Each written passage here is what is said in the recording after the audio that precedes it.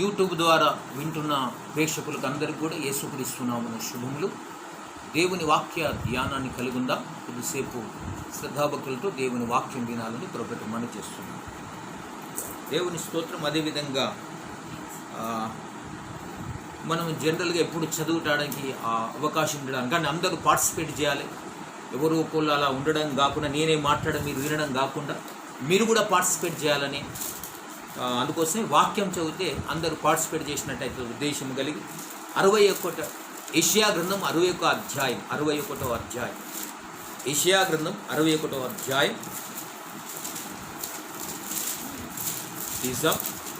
61వ అధ్యాయం ఇది 11 వచనాలు ఉన్నాయి కనుక ఒక్కొక్క వచనమే చదువుదాం అందరం. నేను ఎవరెవరు చదవాలనో ఎవరెవరు లైన్లు ఉన్నారో నాకు తెలియదు కాబట్టి దయచేసి మీరందరూ కూడా కొద్దిసేపు కెమెరా ఆన్ చేసుకుంటే కెమెరా ఆన్ చేసి మీ అందరికి కూడా కనబడుతుంది. కాబట్టి 61వ కీర్తన మొదటి వచనం బిన్ను చదువుతాం. ప్రభువుకు యెహోవా ఆత్మ నా మీదికి వచ్చి ఉన్నది, వీరులకు సువర్తమానము ప్రకటించుటకు యెహోవా నన్ను అభిషేకించను, అలిగిన హృదయము గల వారిని దృఢపరుచుటకు, మెడలోనున్న వారికి విడుదలను, బంధింపబడిన వారికి విముక్తిని ప్రకటించుటకు. రెండో వచనము చారి గారు చదువుతారు. చారి గారు.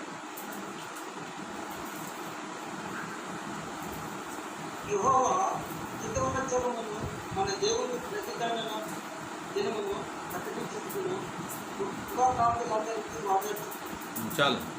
అదేవిధంగా మూడో వచనం డేవిడ్.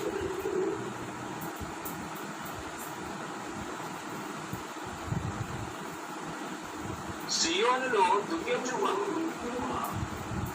దుఃఖించు వారికి ఉల్లాస వస్త్రములు ధరింపజేయుటకును, బూడిదకు ప్రతిగా పూదండను, దుఃఖమునకు ప్రతిగా ఆనంద తైలమును, భారభరితమైన ఆత్మకు ప్రతిగా స్తుతి వస్త్రమును వారికిచ్చుటకును ఆయన నన్ను పంపియున్నాడు.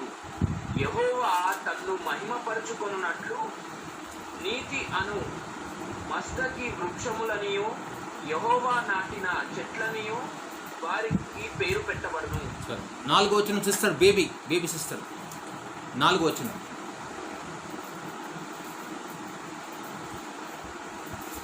61 యెషయా గ్రంథం 4వ వచనం సిస్టర్ బేబీ. చెప్పండి, చదవండి సిస్టర్, వినబడుతుంది. 4వ వచనం ఒకటే వచనం. పాడుగానున్న స్థలములను వారు కట్టుదురు, పూర్వమున పాడైన స్థలములను కట్టుదురు, పాడైన పట్టణములను నూతనముగా స్థాపించుదురు, తరతరముల నుండి శిథిలములై ఉన్న పురములను బాగు చేయుదురు. చాలండి. 5వ వచనం పెద్ద సాయిలు.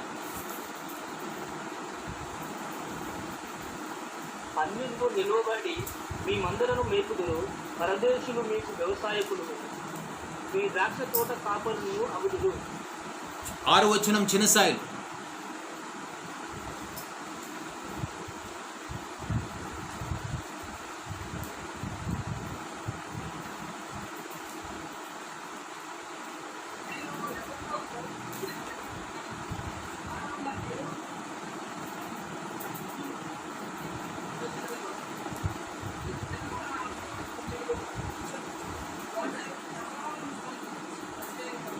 ఏడవ వచనం అనిల్. మీ జవమానములకు ప్రతిగా తూర్పు గడపలు నిందకు ప్రతిగా అనుభవించి సంతోషించు. తమ దేశంలో భాగములకు కర్తలగుతుడు, నిత్యానందం వారికి కలుగును. 8వ వచనం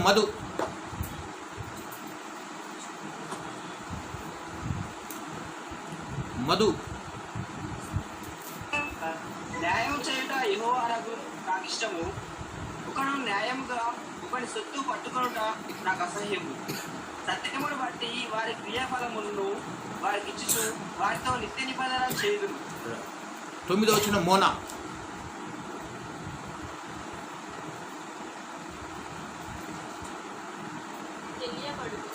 జనముల మధ్యలో వారి సంతానం ప్రసిద్ధి నిండును, వారు యెహోవా ఆశీర్వదించిన వారిని చూసిన వారందరూ ఒప్పుకున్నారు.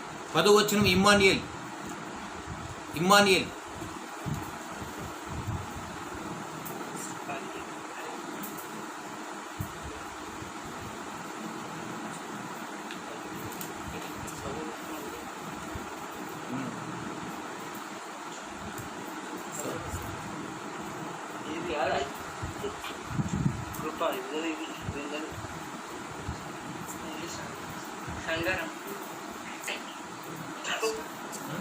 శృంగారమైన వాడు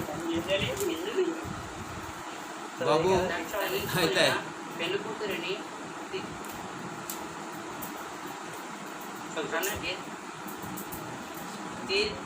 తీరిగాను అభరముతో అలంకరించుకొని నా పెళ్లి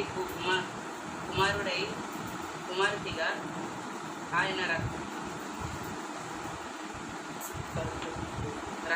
రక్త వస్త్రములను నాకు అబ్బరపరిచి ఉన్నాడు.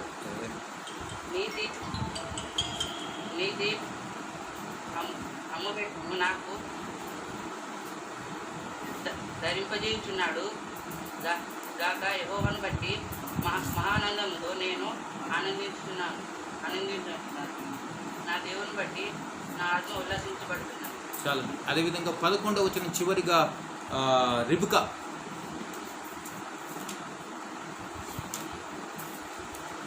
భూమి మొలకను మొలిపించినట్టుగాను తోటలో విత్తబడిన వాటిని అది మొలిపించినట్టుగాను ఇచ్చేమా సమస్త జనుల ఎదుట ప్రభువు యెహోవా నీతిని స్తోత్రమును ఉజ్జీవింపజేయును. చాలు. దేవుని స్తోత్రం, దేవుడి వాక్యం మన ఆత్మని దీవించును గాక. ప్రభునందు ప్రియ దేవుని సంగమా, దేవుని బిడ్డలారా, మీ అందరూ పార్టిసిపేట్ చేయాలనే ఉద్దేశం కలిగి నేను ఒక వాక్యం తీసుకొని అందరితో చదివిస్తే బాగుంటుంది. ఒక వినడమే కాకుండా మనం దేవునిలో ఆరాధించడానికి, గణపరచడానికి అనుకూలంగా ఉంటుందని చెప్పేసి నేను ఈ విధంగా చదివించడం జరిగింది. దేవుని స్తోత్రం. సరే, ప్రభునందు ప్రియులారా, ప్రశస్తమైన దేవుని మాటల్లోనికి వద్దాం. దేవుని వాక్య ధ్యానాన్ని మనం కలిగి ఉందాం. అయితే ప్రభునందు ప్రియులారా, మూలవాక్యముగా రోమిలకు రాసిన పత్రిక మొదటి అధ్యాయం.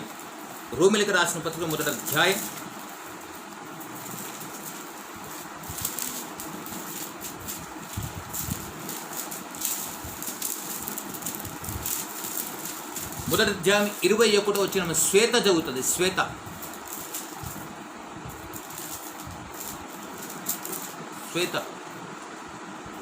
రోమిలకు రాసిన పత్రిక మొదటి అధ్యాయం 21వ వచనం. మరియు వారు దేవుని నెరిగియు ఆయనను దేవునిగా మహిమపరచలేదు, కృతజ్ఞత స్తుతులు చెల్లింపలేదు, కానీ తమ వాదముల యందు వ్యర్థులైరి. చాలండి. దేవుని స్తోత్రం. దేవుడి వాక్యము చేత మనతో మాట్లాడును గాక. ఆమేన్. హల్లెలూయా. ప్రభునందు ప్రియ దేవుని సంగమ, దేవుని బిడ్డలారా, శ్రద్ధగా వినాలి దేవుని వాక్య భాగాన్ని. ఎక్కడున్నవారు అక్కడనే. కాబట్టి ప్రభునందు ప్రియులారా, ఇక్కడ దేవుని వాక్యం ఏంటంటే, మరియు వారు దేవుని ఎరిగి ఆయనను దేవునిగా మహిమపరచలేదు, కృతజ్ఞతాస్తుతులను చెల్లింపనూ లేదు, గాని తమ వాదముల యందు వ్యర్థులైరి అని దేవుని వాక్యం అంటుంది. అంటే దేవుని ఎరిగి కూడా దేవుని మనం ఏం చేస్తున్నామంటే కృతజ్ఞతాస్తుతులు చెల్లించలేకపోతున్నాం, ఆయనను మహిమపరచలేకపోతున్నాం. ఈనాడు మానవ జీవితానికి, మానవ లైఫ్ అంటే మానవ జీవన పరిమాణములో మొట్టమొదటికున్న మన మిస్టేక్ ఏంటంటే మనం కృతజ్ఞత చెప్పం. ఎందుకంటే మనం ఎటువంటి వారం అనంటే కృతజ్ఞత మర్చిపోయేవారం. మనం కృతజ్ఞత చెప్పాలి, దేవుని గణపరచాలి.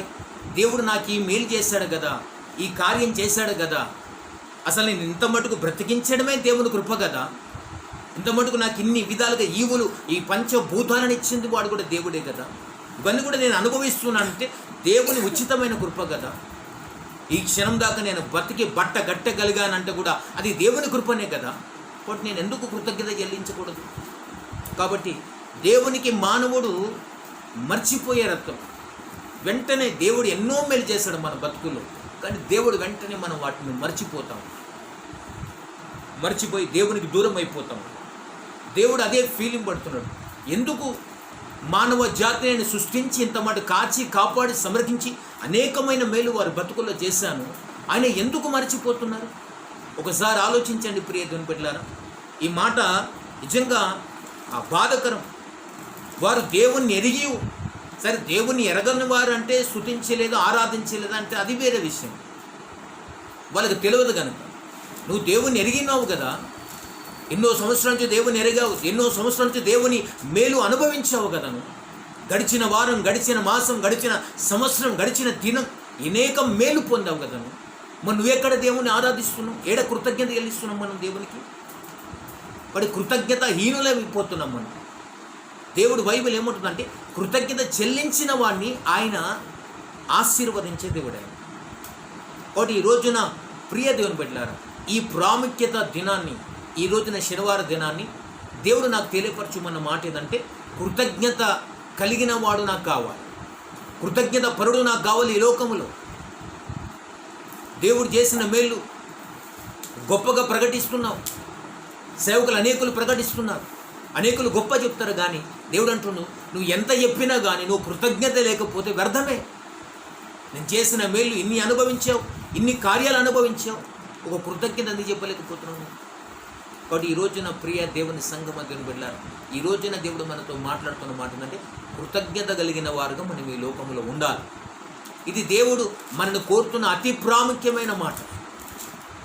అయితే ప్రభు నన్ను ప్రియులారా, ఆ రోమిలకు రాస్తున్న పౌలు భక్తుడే అంటున్నాడు, వాళ్ళు దేవుణ్ణి ఎరిగి ఆయనను మహిమపరచలేదు, దేవునిగా మహిమపరచలేదు, ఆయన కృతజ్ఞతాస్తుతులు కూడా చెల్లింపలేదు. ఈ రోజున ప్రియ దేవుని సంగమా, ఈ యూట్యూబ్ ద్వారా, తర్వాత జూమ్ ద్వారా వింటున్న ప్రతి బిడ్డలకు నేను సెలవిస్తున్న మాట ఏంటంటే, ఒక్కసారి మనం ఆలోచించవలసిన విషయం ఏంటంటే, గడిచిన సంవత్సరం, గడిచిన మాసం, గడిచిన వారం, గడిచిన దినం దేవుడు నీకు ఎన్ని మేలు చేశాడో ఒకసారి గుర్తు చేసుకో. అనేకమైన మేలు చేశాడు కదా. ఎప్పుడైనా వాటిని పట్టి దేవునికి స్తుతి చెల్లించావా?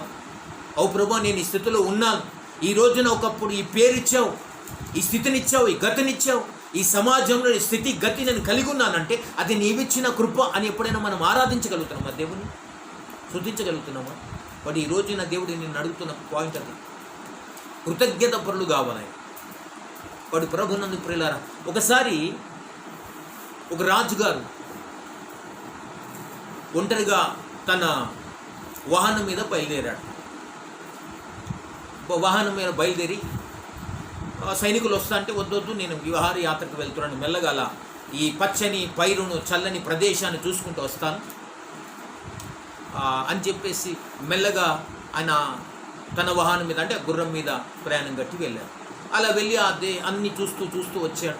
అలా చూస్తూ వెళ్ళిపోయి చాలా దూరం వెళ్ళిపోయాడు. ఆ పచ్చని పైర్లు చూసుకుంటూ వెళ్తూ, నిజంగా నా దేశం ఎంత పచ్చగా చాలా బాగుంది, ఈ స్థితిలో ఉండదంటే నిజంగా అని చెప్పి ఇలా దాన్ని వర్ణించుకుంటా, దాన్ని ఆస్వాదించుకుంటా, ఆనందించుకుంటూ అలా వెళ్ళిపోయి అరణ్యంలోనికి వెళ్ళిపోయాడు రాజుగారు. అరణ్యాలు వెళ్ళిపోయిన వెంటనే అక్కడ ఉన్న పరిస్థితి ఏంటంటే, అనుకోకుండా అరణ్యంలోకి వెళ్ళిపోయి, అయ్యో నేను అరణ్యంకి వచ్చేసాను కదా అని చెప్పేసి అనుకుంటున్నాడు. సరే, తిరిగి వెళ్ళిపోదాం, ఇవన్నీ చూసుకుంటే నేను మర్చిపోయి లోపలికి వచ్చేసాను, నేను వెళ్ళిపోదాం అనుకున్న లోపలనే వెంటనే అతనికి ఎదురు పడ్డది ఒక పులి. ఆ రాజుగారిని పులి చూసింది. పులికి ఏం తెలుసు, రాజా మంత్ర మామూలు మనిషి, ఎవరికి ఏమవసరం దానికి, ఎవడు కనబడితే వాడిని చంపడమే దాని పని. కాబట్టి పులి ఏందంటే, నాకు ఆహారం దొరికిందిరా బాబు అనుకొని అది చాలా సంబరపడి అతని మీద పడాలే, రాజును చంపేద్దామని అనుకుంటున్నాడు. ఆ టైం లోపలనే ఒక సంఘటన జరిగింది. అదే ప్రాంతానికి ఒక వ్యక్తి కట్టలు కొట్టడానికి వచ్చాడు. ఆ కట్టలు కొట్టడానికి వచ్చాడు. వచ్చిన వెంటనే అతను చూశాడు ఆ పని. అయ్యో, రాజుగారు వచ్చేసారేంటి ఇక్కడికి, పులి అతన్ని తినడానికి, చంపడానికి సిద్ధంగా ఉన్నదని చెప్పి ఈ సంఘటన చూసిన అతనికి, అయ్యో రాజుగారు నేను కాపాడాలి ఎట్లయినా అని చెప్పేసి వెంటనే పులి రాజు మీద పడిపోతున్న సమయంలో పట్టిని వెంటనే అతని చేతుల్లో ఉన్న గొడ్డలని పులి మీద కొట్టాడు. పులిని చంపేశాడు. రాజు వెంటనే తేరుకొని, ఎంత అద్భుతం, ఎంత కార్యం చేసావు నాయన, నిజంగా నా ప్రాణాన్ని కాపుదలు పెట్టావు, నాకు అనేకమైన ఇంత మేలు చేసావు, నా ప్రాణాన్ని రక్షించావు కదా అని చెప్పేసి అతన్ని మెచ్చుకొని, సరే నడు ఉన్న పాటను అతను తన గుర్రం మీద ఎక్కించుకొని తీసుకొని వెళ్ళిపోయి రాజభవనం తీసుకుపోయి, నాకు ఈ మేలు చేసి నాకు ప్రాణ ప్రతిష్టత పెట్టావు, నాకు ప్రాణాన్ని కాపుదలు పెట్టావు కాబట్టి నేను గొప్ప మేలు చేయాలి అని చెప్పి తీసుకువెళ్ళి అతనికి తన రాజ్యంలోనే ఒక ఉద్యోగస్తుడిగా నిలబెట్టాడు. ఉద్యోగస్థ స్థానంలో నిలబెట్టాడు. అతను మంచి నమ్మకంగా భక్తి చేసుకుంటూ నడుస్తూ ఉన్నాడు, విధేయత కలిగి నమ్మకం ఉన్నాడు. అయితే ఆ ఉద్యోగంలో అతని నమ్మకత్వాన్ని బట్టి, అతని విధేయతను బట్టి రాజు ఏం చేసిందంటే ఆ చిన్న పోస్ట్ నుంచి ఒక పెద్ద పోస్టులను తీసుకొచ్చాడు. సైన్యాధిపతిగా, అక్కడికి వెళ్ళి సేనాధిపతిగా, అదేవిధంగా ఆ మంత్రిగా ఆ స్థానం ఇచ్చాడు. దాని తర్వాత మంత్రి స్థానము నుంచి రాజుగారి ధనాగారములో అధిపతిగా నియమించాడు. అంటే రాజుగారి ధనాగారంలో ఒక అధిపతిగా అతను నియమించాడు. అతను అధిపతిగా ఆ రాజుగారి ధనాగారం నుంచి అధిపతిగా నిలబడ్డాడు. అంటే రాజుగారి గదిలో ఆ ధనాగారం ఉంటుంది. ఆ ధనాగారం ఆ మంత్రి అతను అధిపతి కనుక అతనే వెళ్ళాలి లోపలికి. ధనం తీసుకురావాలన్నా, ధనం పెట్టాలన్నా ఆయనకే అధికారం ఉన్నది. ఆ గదికి 2 తాళాలు ఉంటాయి. ఒక తాళం రాజు దగ్గర, ఒక తాళం ఇతని దగ్గర ఉంది. కాబట్టి రాజుగారు వెళ్ళారు, ఏ పని చెప్పినా ఇతనికి చెప్పాలి, ఆ ధనాగార అధిపతికి కదా. అతను వెళ్ళి ఆ గదిలో నుంచి ఏం తీసుకోవాలా, ధనం తీసుకోవాలా, లేదా తీసుకొచ్చి అక్కడ పెట్టేసి రావాలి. ఇది ఆయన పని. అంత నమ్మకంగా మెల్లమెల్లగా అతన్ని అంత ఆశీర్వదించాడు రాజు. ఆ పై లెవెల్కి వచ్చాడు. అయితే తోటివారు, తనతో ఉన్న వారందరూ కూడా, సైనికులు, ఆ మంత్రులు అందరూ కూడా కొందరు ఈర్ష్యపడ్డారు అతని మీద. ఏదనంటే, ఎవరో నిన్న మొన్న వచ్చినోడు మెల్లమెల్లగా పైకి వెళ్ళిపోతున్నాడు, మనతోటి సామాన్య పౌరుడుగా, మన సామాన్య సైనికుడిగా ఉండిపోయి ఈరోజు ధనాగారానికి అధిపతి అయిపోయాడు, అంత లెవెల్కి వెళ్ళిపోయాడు. చూసినావా వాడు ఎంత ఆ లెవెల్కి వెళ్ళిపోయాడు. నిజంగా ఈ మానవ జీవితంలో ఇదొక్కటి ఈర్ష్య అనే గుణం చాలా ఘోరమైనది. ఒకరు పైకి ఎదుగుతుంటే ఇంకోళ్ళు ఓర్వలేరు, ఇంకోళ్ళు మంచిగా ఎదుగుతుంటే ఇంకోళ్ళు గుంజి పడేయాలి, నాశనం చేయాలి, అదే తలంపు. అయితే అతను మంచిగా ఆ అధికార స్థానం ఉన్నాడు. అయితే వీరికి మింగుడు పడతలేదు అతను ఆ లెవెల్లో ఉన్నందుకు. తోటి వారికి, తోటి ఉద్యోగస్తులు, ఎక్కడైనా ఏ కొలిస్టులైనా కానీ, ఏ ఉద్యోగంలో కానీ ఈ ప్రాబ్లం ఖచ్చితంగా ఉంటుంది. కాబట్టి ప్రభునందు ప్రియులారా, అయితే దేవుని వాక్యములో అతను ఏం చెప్తున్నాడంటే, అతను ధనాగారం అధిపతి. అయితే వీళ్ళందరూ అనుకున్నారు ఇతను ఏదో ఒక రకంగా తప్పు పట్టాలి. ఎక్కడ తప్పు పట్టాలి, ఏ స్థితిలో తప్పు పడ, తప్పు దొరికించుకుంటే బాగుండు, ఇతను ఆ స్థానం నుంచి పడగొట్టాలని ప్రయత్నం చేస్తున్నారు చాలామంది. అలా ప్రయత్నం చేస్తూ ఎన్నిసార్లు గమనించినా అతనిలో చిన్న ఒక రవ్వంతా కూడా తప్పు దొరుకుతలేదు. తప్పు దొరకకపోతే, అరే ఇంత ప్రయత్నం చేసిన ఒక చిన్న తప్పు దొరుకుతలేదు వీళ్ళ లోపట అని అయినా కూడా ప్రయత్నం చేస్తూనే ఉన్నారు, చూస్తూనే ఉన్నారు. వాటి ప్రియ దేవుని బిడ్డలారా, దేవుని వాక్యం ఏముంటుందంటే, ఈ రోజున దేవుడు ఆ విధంగా ప్రయత్నం చేస్తున్న అతను, అయితే ఆ ప్రయత్నం చేస్తున్న వాళ్ళందరూ అతను చూస్తున్నారు ఇక్కడ దొరుకుతాడని. ఒకసారి ఒక చిన్న పొరపాటు దొరికింది అతని లోపల. ఏంది ఆ పొరపాటు అంటే, ఆ ధనాగారం గదిలోనికి వెళ్ళి ఆ తలుపులు వేసుకొని తాళం తెరిచాడు, లోపలికి పోయి తలుపు వేసుకున్నాడు. 1 గంటన్నర 2 గంటల దాకా బయటికి రాలేదు. వీళ్ళు గమనిస్తున్నారు, ఏందిరా వీడు లోపలికి వెళ్ళి ధనం తీసుకుపోయి పెట్టేసి రావాలి, అంతే పని, ఒక 5-10 నిమిషాల పని, వీడు 2 గంటలు బయటికి రాలేదేంది అని ఆశ్చర్యపడి అతను గమనించి చూశారు. ఒకరోజు చూశారు, రెండో రోజు కూడా అట్నే 2 గంటలు, 2 గంటలు అలా ఉండిపోతున్నాడు గది లోపల. అప్పుడు రాజుగారికి, వీరికి తోటి సైనికులకు, తోటి మంత్రులందరికీ వీడు తప్పు దొరికిండ్రా, వీడు ఏమో చేస్తున్నాడు, రాజు ధనాగారాన్ని కొల్లగొడుతున్నాడు, రాజుకి ఏదో నష్టం చేస్తున్నాడు అని చెప్పేసి రాజుగారికి ఒక అప్లికేషన్ పెట్టారు. అయ్యా, వీడు మీరు ఇంత మంచోడని చెప్పి, విధేయపరుడు, నమ్మకస్తుడు అని చెప్పి వీనికి ఉన్నతమైన స్థానం ఇచ్చావు, కానీ వీడు చేసే పని ఏం తెలిసిన మెల్లమెల్లగా కొల్లగొడుతున్నాడు, దాన్ని నాశనం చేస్తున్నాడు, నీ ధనాగారాన్ని కొల్లగొడుతున్నాడు, వీడు దొంగలిస్తున్నాడండి అని చెప్పేసి ఒక అప్లికేషన్ పెట్టారు రాజు దగ్గర. రాజు అలానా, అయితే చూద్దాం అనుకున్నాడు. ఒకరోజు రాజుగారు కూడా గమనించాడు, పోయి 1 గంటన్నర 2 గంటల దాకా రావడం లేదు. అయితే రాజు అనుకున్నాడు, అడుగుదాం, ఎందుకు ఇలా వస్తలేడు, ఏం చేస్తున్నాడు అని అడుగుదాం అనుకున్నాడు. కానీ అసలు వాస్తవాలు తెలవాలి కదా, అసలు ఏం చేస్తుండే వీడు లోపడి పోయి అని అనుకున్నాడు రాజు. అనుకొని అది తెలిసినాకని అడుగుదామని చెప్పేసి రాజు ఏం చేశాడు, రాజు దగ్గర కూడా ఒక తాళం చేయి ఉంటుంది కాబట్టి ఆ తాళం తెరిచి లోపలికి వెళ్ళి తాళం వేసుకొని మళ్ళీ లోపల ఉన్నాడు. ఒక పెట్టె సాటుగా దాచుకొని ఉన్నాడు రాజు. అనుకున్నట్టే వీడికి ధనాగారం లోపలికి వచ్చాడు, గదిలోనికి వచ్చాడు, తాళం తెరిచాడు, లోపలికి వెళ్ళి తాళం వేశాడు. వచ్చే లోపల ఏం చేశాడు అని ఆ రాజు గమనిస్తున్నాడు. ఆ సందులకి వెళ్ళి, ఆ పెట్టె సందులకి వెళ్ళి వాడిని గమనించుకుంటా, ఏం చేస్తాడు వీడు, వెళ్ళాడు, ఏం చేస్తాడు ఇప్పుడు అని చూస్తున్నాడు ఆ రాజు. అయితే లోపలికి వెళ్ళిన తర్వాత ఆ ధనాగారం పెట్టె తెరిచాడు. దానికి ఏదైతే రాజు ఇచ్చాడో ఆ ధనం దాంట్లో పెట్టేశాడు, వేశాడు, మూసివేశాడు. ఇంకో పెట్టె తెరిచాడు, ఏం చేయబోతున్నాడని చూస్తున్నాడు. అంటనే అతని వస్త్రాలు తీసేస్తున్నాడు.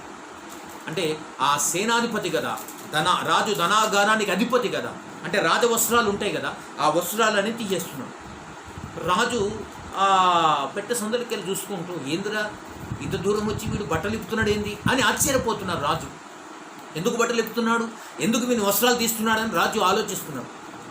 చూసినప్పుడు వాడు వస్త్రాలను తీసేసిండు. ఆ పెట్టె తెరిచిన పెట్టె, రెండు పెట్టె తెరిచిన పెట్టె ఉంది కదా, ఆ పెట్టెలోకి వెళ్ళి తన పాత బట్టలు తీసి ఆ పాత వస్త్రాలు వేసుకున్నాడు. అతని చేతిలో గొడ్డలు ఉండి ఆ గొడ్డలు పెట్టుకున్నాడు. అలా 2 గంటలు నడుస్తూ ఉన్నాడు.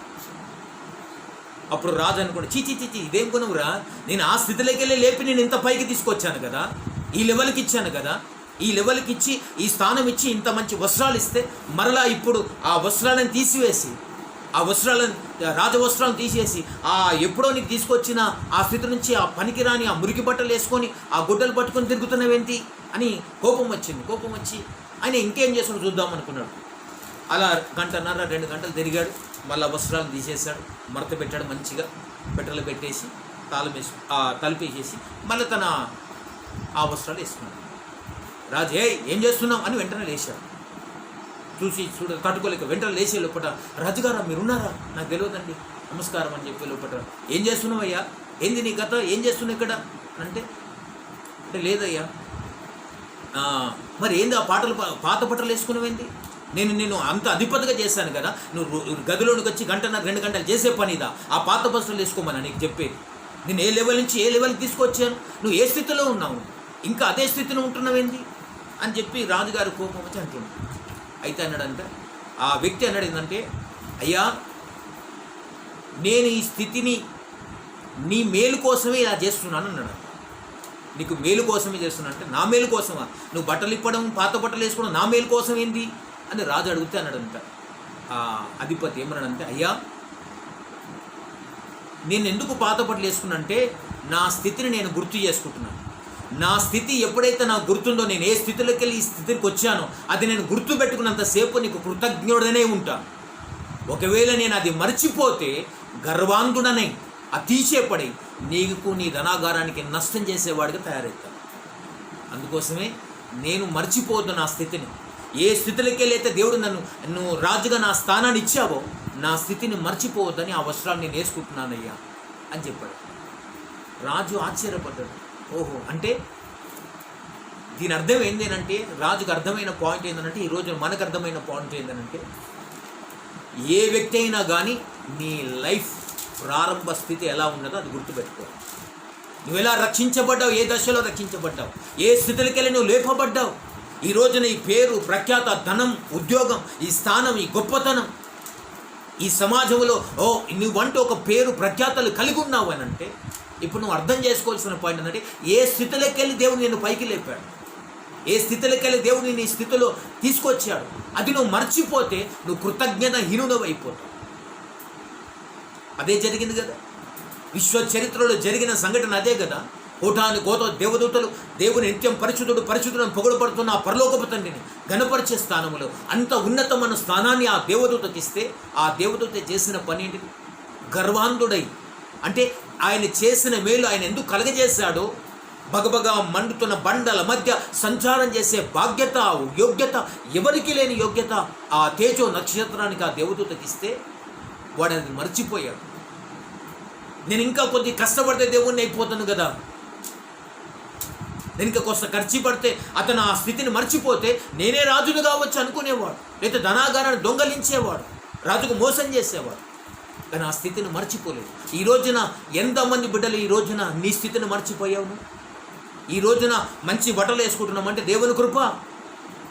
ఈ రోజున మంచి తినగలుగుతున్నాం, ఒక మంచి లెవెల్, ఒక ఇంట్లో సమృద్ధిగా ఉండగలుగుతున్నాం అంటే అది దేవుడిచ్చిన కృపని కదా, అంతే. బైబిల్ ఏమంటుందో తెలుసండి, మనుషుడు అన్నం తినే అన్నం కూడా నోట్లో పెట్టి అది అరగాలన్నా కూడా దేవుని కృప కావాలి. అన్నం తినాలన్నా కూడా దేవుని బాధ్యత. ఎంతోమంది ధనవంతులు కోట్లాధిపతులు ఉన్నారు ఈ లోకంలో, బాగా కష్టపడి కోట్లు సంపాదించారు, దాన్ని తినడానికి ఆరోగ్యం సహకరిస్తలేదు. ఎందుకు? అది దేవుని కృప కావాలి. ఈ రోజున నీకు ఇంత మంచి ఆరోగ్యం ఇచ్చాడు కదా, ఈ రోజున ఈ స్థితిలో, ఈ లెవెల్లో నువ్వు నిలబడ్డావు కదా, ఈ పేరు ఇచ్చాడు సమాజంలో, నీ కొలీగ్స్ మధ్యలో, నీ ఉద్యోగస్తులో నీకు ఒక స్థానం ఉంది కదా. అది దేవుడిచ్చిందే కదా. ఏ స్థితిలోకి వెళ్ళి ఏ స్థితికి తీసుకొచ్చాడు నువ్వు అది మర్చిపోతే ఎలా? వాడి ప్రియా దేవుని సంగమ దేవుని బిడ్డ, ఈ రోజున కృతజ్ఞత పరుడు కావాలి దేవునికనే దేవుని వాక్యము. కాబట్టి వారు దేవుని ఎరిగి కూడా దేవునిగా ఆయనను మహిమపరచలేదు, ఆయన కృతజ్ఞతాస్తుతులు చెల్లింపలేదు. ఈ రోజున నీ స్థితి ఏంటి? నువ్వు కృతజ్ఞత చెల్లించగలుగుతున్నావా? ఆ భటుడు తన గత స్థితిని మర్చిపోలేదు. ఈ రోజున ఎంతోమంది ఈ రోజున ఈ లెవెల్లో ఉన్నామంటే మనం మర్చిపోతాం. కాబట్టి ప్రియా దేవుని సంగమ దేవుని బిడ్డలారా, ఈ రోజున దేవుడు మనతో మాట్లాడదు, నీ స్థితిని నువ్వు మర్చిపోవడానికి వీలు. అంటే బైబిల్ గ్రంథంలో ఒక మాట, ద్వితీయోపదేశ కాండం 32 అధ్యాయం 18 వచనం, 32:18. ఎవరైనా ఒకరు చదవండి. 32:18.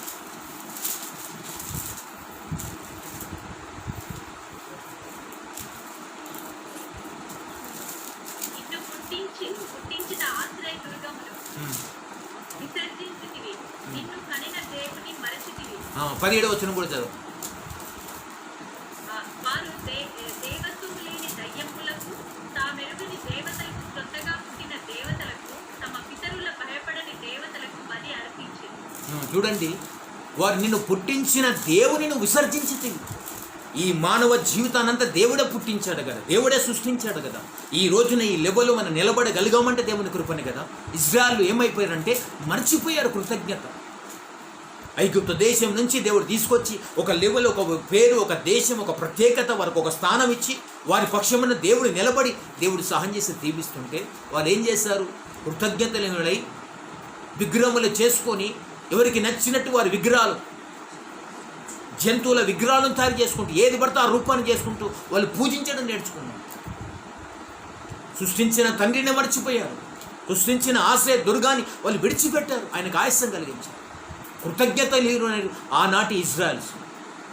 ఈరోజు ఆత్మ సంబంధమైన ఇజ్రాయెల్స్ మన విశ్వాసులం అందరం కూడా. ఈ రోజున నీవెలా ఉన్నావు మరి? ఆనాడు ఇజ్రాయెల్ అయితే కృతజ్ఞత లేని వారిగా మర్చిపోయారు దేవుని. ఈ రోజున మనం కూడా మర్చిపోతున్నాం. వాటి బైబిల్ ఏమంటున్నానంటే, ఎబ్రియలు రాసిన పత్రికలో ఏమన్నానంటే, దేవుడు చదవకుండా నేను చెప్తున్నా నోటికి మాటకు, అయితే వారు ఐగుప్తు నుంచి దేవుడు వారు నడిపించాను, కానీ వారు కృతజ్ఞత హీనులు కావడం వలన వారు అనేకులు నశించిపోయిరి అని దేవుని వాక్యం. హల్లెలూయా. ఈ రోజున అనేకులు నశించిపోవడానికి కారణం ఏంటంటే కృతజ్ఞతాహీనుడు. నమ్మనందున కృతజ్ఞత లేనందున వారు నశించిపోయారు. ఈ రోజున మనం కూడా కృతజ్ఞత లేకపోవడం వల్ల మర్చిపోతున్నాం. ఏదో సమస్య వచ్చిందంటే బాధపడుతున్నాం, వేదన పడుతున్నాం, తల్లడిల్లిపోతున్నాం. మనం ఏమవుతుందని. ఎందుకు అవుతుందండి? యేసు రక్తము చేత ముద్రించబడ్డ బిడ్డలం మనం. మనకు నష్టం జరగదు. ఒకటి జరిగినా అది మన మేలు కోసమే జరుగుతుంది. అది గుర్తుపెట్టుకోవాలి మనం. ఒకటి జరిగినా అది మన మేలు కోసమే, మన క్షేమాన్ని కలిగిస్తుంది. ఈ రోజున దేవుని వాక్యం మనతో మాట్లాడుతుంది. ఆనాడు ఇజ్రాయెల్ కృతజ్ఞతహీనులైపోయి దేవునికి దూరం అయిపోయి, ఈ రోజున నీవు కూడా కృతజ్ఞతహీనుడపై దూరం అయిపోతున్నావేమో. ప్రియ దేవుని బిడ్డ, జ్ఞాపకం చేసుకోమని దేవుని వాక్యం అంటుంది. ఇంకో మాట, 1 సమూయేలు గ్రంథం 15వ అధ్యాయం 17 వచనం. 1 సమూయేలు గ్రంథం 15వ అధ్యాయం 17 వచనం.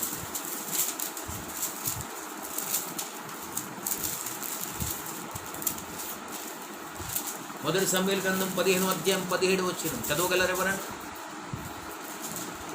అందుకు సమూయేలు, నీ దృష్టికి నీవు అల్పుడవుగా ఉన్నప్పుడు ఇశ్రాయేలు గోత్రములకు శిరస్సు ఎత్తి యెహోవా నిన్ను ఇశ్రాయేలు మీద రాజుగా అభిషేకించాడు మరియు చాలు. దేవుని స్తోత్రం. సౌలు గురించి మాట్లాడుతున్న మాట ఇది. సౌలు గురించి దేవుడు చెప్తున్న మాట ఏంటంటే, నిన్ను ఏ స్థానం నుంచి ఏ స్థాయికి తీసుకొచ్చిన సౌలును. సౌలు యొక్క స్థానం ఏం తెలుసండి? అసలు ఆ ఇజ్రాయెల్ గోత్రంలో చాలా చిన్న గోత్రం. అంతేకాకుండా అతను ఏంది ఆ స్థానం అంటే అందరికన్నా చిన్న గోత్రం కలిగిన వాడు సౌలు. అంతేకాకుండా సౌలు గాడిదలను వెతికే మనిషి అయిన. తన తండ్రి గాడిదలు పోతే గాడిదలు వెతకడానికి దేశం అంతా తిరుగుతున్నాడు. గాడిదలు వెతుకుంటా, గాడిదలు ఎక్కడ దొరుకుతాయి అని ప్రవక్తను కూడా ఆ గాడిదల గురించి అడిగాడు. కాబట్టి ఈ రోజున ప్రతి వ్యక్తి కూడా ఏమి తిందుమా ఏమి అని చింత కలిగి ఉన్నాం మనమంతా. ఏం చింతపడే అవసరం లేదండి దేవుని బిడ్డలుగా మనం. కాబట్టి ప్రియా దేవుని బిడ్డలారా, సౌలును గాడిదలు వెతికే స్థానం నుంచి దేవుడు తీసుకొచ్చి ఏ స్థానంలో పెట్టాడండి? రాజుగా నేను చేసి తిని. నువ్వు ఎందుకు అమాలేకులను చంపలేదు? అంటే కొవ్విన దూడలను బలిసిన వ్యక్తులను దేవుడు పక్కకు పెట్టాడంటే ఎందుకు? యెహోవాకు బలిద్దాం. అపవిత్రమైన దాంట్లో దేవుడు ఏది స్వీకరించడు కదా. దేవుడు చెప్పిన ఆజ్ఞను మీరాడు సౌలు మహారాజు. మరి ఈ రోజున మనం కూడా ప్రియ దేవుని సంగమం వెళ్ళారా కృతజ్ఞతహీనులైపోతున్నాం. సౌలు రాజు ఒక చిన్న స్థాయి నుంచి ఒక అప్పర్ స్టేజ్కి దేవుడు తీసుకుని రాజుగా చేసినా కూడా అక్కడ కూడా దేవుని మాటకు లోబడనేవాడిగా తయారై మనం ఎదుగుతున్నాం కొద్ది ఏమైతే తెలుసండి, కృతజ్ఞతహీనత మన లోపలికి వస్తుంది గ్యారెంటీ. మనం ఎదుగుతున్నాం కొద్ది మన స్వభావం అదే, ఎదుగుతున్నాం కొద్ది మన గుణం అదే. మన కృతజ్ఞతహీనులం అయిపోతాం. మెల్లమెల్లగా మన లోపల గర్వం వచ్చేస్తుంది, మనలో ఒక అహంకారం వచ్చేస్తుంది, అతిశయం వస్తుంది. నేనే కదా సర్వం, నేనే కదా చేయగలిగాను, అన్నీ నాతో అవుతుంది కదా, నా కష్టమే కదా, నా డబ్బే కదా, నా బలమే కదా, నాదే అనే పాయింట్ వస్తుంది మనకి. ఇది ఎప్పుడైతే ఏ విశ్వాసాలు వస్తుందో ఆ రోజు ఆ విశ్వాసి పతనం అవుతాం. అంటే బైబిల్ ఏమన్నా నాదంటూ ఈ లోకమున నాదంటూ ఈ లోకాన ఏది లేదయ్యా, ఒకవేళ ఉందంటే నీవిచ్చినదే ప్రభువా. నాదంటూ లోకాన ఏది లేదయ్యా, ఒకవేళ ఉందంటే నీవిచ్చినదే ప్రభువా. నీవే బ్రతుకంతా నీదే బ్రతుకంతా నీదే. నాదంటూ ఏమీ లేదు ఈ లోకంలో. ఒకవేళ ఉన్నది అంటే అది దేవుడిచ్చింది. ఈ రోజున నువ్వు వేసుకునే వస్త్రం, నువ్వు తినే తిండి, ఈ ఆరోగ్యం, ఈ శరీరం, ఈ ఆత్మ, ఈ ప్రాణం, ఇవన్నీ కూడా దేవుడు నీకు ఉచితంగా అనుగ్రహించాడు. కాబట్టి నాదంటూ ఏమీ లేదని భక్తులు ప్రార్థన చేశారు. సౌలేమో గాడిదలను తీసి గాడిదల నుంచి ఆ గాడిదలు వెతుకునే పరిస్థితుల్లో ఉన్న నుంచి ఒక ఉన్నత స్థానాన్ని తీసుకువెళ్ళి రాజుని చేస్తే అక్కడ కృతజ్ఞతహీనుడైపోయి గర్వాంధుడై దేవుని మర్చిపోయాడు. కాబట్టి ప్రియా దేవుని బిడ్డలారా, ఈ రోజున దేవుడు సౌలు జీవితంలో చేసినట్లు నీ జీవితం ఉండదే. నువ్వు మర్చిపోతున్నావు. ఈ లెవెల్కి వచ్చినాక అదే నాతోటే నాకేం తక్కువ నా లెవెల్ ఎంత గొప్పది, నేను ఏ స్థితిలో ఉన్నాను, ఏ స్థితిలో దేవుడు నన్ను దీవిస్తున్నాడు అని అనుకుంటున్నాము. కాబట్టి దేవుడు అంటున్నాడు, కృతజ్ఞత ఉంటేనే ఆ దీవెన నీకు ప్రాప్తి కలుగుతుంది. కాబట్టి ప్రభు నన్ను పిల్లల నోహ పడవ గురించి మనకు తెలుసు. ఆ పడవల సుమారు 1 సంవత్సరం పాటు ఉండొచ్చు. ఆ పడవల 6 నెలలు 40 దినాలు వర్షం పడ్డాక 6 నెలల దాకా కూడా నీళ్లు ఇనకలేదు ఇంకా ఈ భూమి మీద. తర్వాత బాగా పెరిగి నీళ్లు తగ్గాయో లేవో అని చెప్పి ఒక కాకిని పంపించాడు. ఆది కాండం 6, 8, 7 అనుకుంటా, 8, 7 వచ్చింది. అక్కడ ఏమనంటే ఒక కాకిని బయటికి పంపించాడు. నీళ్లు తగ్గాయా లేదో చూడమని కాకిని పంపిస్తే ఆ కాకి పోయింది, అటే పోయింది, రాలేదు. ఎంత కృతజ్ఞత! ఇంతకాలం నోహ పడవల సంవత్సరం పాటు తిన్నది, నోహ పెట్టిన పాటలు విన్నది, పాడింది కాకి. నోహ ఆరాధిస్తే దేవుని ఆరాధించింది. దేవుడు మాట్లాడుతున్నప్పుడు దేవుని మాటలు విన్నది. ఆ జంతువులు, ఆ జీవరాశులన్నీ విన్నాయి. కాకి కూడా విన్నది, సంతోషించింది, దేవుని గనపరిచింది, గంతులేసింది. దగ్గర నీళ్ళు చూసిరామ్మ అని పంపిస్తే అటే పోయింది. అందుకే బైబిల్ ఏమంటుందంటే, పినుగ ఎక్కడుండునో గద్దలు అక్కడ పోగవును. ఎప్పుడు తిండికోవాలనే. ఆ పడవ అంటే సంఘం, నోహ అంటే కాపరి. నువ్వు సంఘములో ఆ పడవలో ఉన్నావు, దేవుని పడవలో ఉన్నావు. అక్కడి నుంచి నువ్వు బయటికి వెళ్ళిపోయి మరలా తిరిగి రాలేని స్థితిలో ఉంటున్నావు, మర్చిపోతున్నావు. దేవుడు చేసిన మేలు, ఆ సంఘం ద్వారా పొందిన మేలును అనుభవించి మర్చిపోయావు. వాడు దేవుడు అంటే కృతజ్ఞతనుడై ఆ కాకి వెళ్ళిపోయింది, మరలా తిరిగి రాలేదు. ఎంత వాడు ఈ రోజున దేవుడు నీతోటి నాతోటి మాట్లాడుతున్న మాట ఏంటంటే, నీవు కాకిలా ఉంటావు. అంచే ఆ పాట, ఏం పాట అది? కాకిలా నీవుంటావా విశ్వాసీ, పౌరంలా మల్లో సవాసి. కాకిలా నీవుంటావా విశ్వాసీ, పౌరంలా మల్లో సవాసి. ఏ స్థితిలో ఉంటావు నువ్వు? కాకిలాగా అటే పోతావా? అది రానందుకు మరలా పావురాన్ని పంపవలసి వచ్చింది. ఆ పావురం పోయింది బయటికి.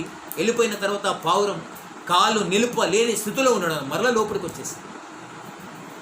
ఎందుకంటే కాకికి ఆహారం దొరికింది, ఆగిపోయింది. ఈ రోజున మనం కూడా అంతే. ఈ కష్టకాలంలో తిండి కాకలు నేను ఇంతకుముందు చెప్పాను, ఇంతకుముందు ప్రసంగంలో చెప్పాను. ఏం చెప్పానంటే, సాతాను మనల్ని శోధించడానికి మొట్టమొదటి ఆయుధం ఏంటంటే ఆకలి మీదనే ఆయుధం, ఆర్థిక స్థితి మీద ఆయుధం, మన ఆయుధాలు. ఆకలి మీద దెబ్బ కొడతాడు. ఆకలి ఎటువంటి పని అని చేపిస్తుంది, దొంగతనం చేపిస్తుంది, హత్య చేపిస్తుంది.